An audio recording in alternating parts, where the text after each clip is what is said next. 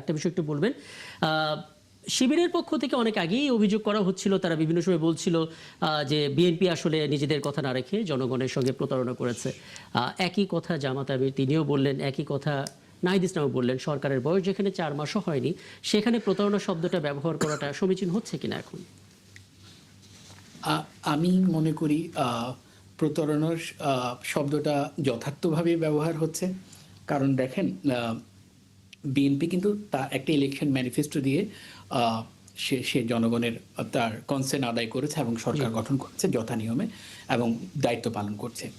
কিন্তু ওনারা অবশ্যই যথাযথভাবে কথা দিয়েছেন যে আমাদের মানে ইলেকশনের যে কালি, সেই কালিটা শুকোনোর আগে, মুছে যাওয়ার আগে আমরা আমাদের কথাগুলো বাস্তবায়ন করা শুরু করব এবং সেই অনুযায়ী কিন্তু তারা বিগ একটা পোর্শন বাস্তবায়ন করা শুরু করেছে। তার মধ্যে হচ্ছে ফ্যামিলি কার্ড বলেন, আরও অনেকগুলো ইস্যু কিন্তু বাস্তবায়ন করা শুরু করেছে। কিন্তু বাস্তবায়ন করছে না কোনগুলো, যেগুলো বিএনপির বিপক্ষে যায়। সেগুলো কি? সেগুলো জুলাই সনদ। সেগুলো গণভোটে তারা যেহেতু অংশগ্রহণ করেছে, গণভোটের পক্ষে প্রচারণা করেছে, সেই প্রেক্ষিতে গণভোটের যে এজেন্ডা ছিল যে সংবিধান সংস্কার পরিষদ গঠন করা, সেটা তারা প্রথম দিনই করেনি এবং সেটার কোনো শপথই নেয়নি।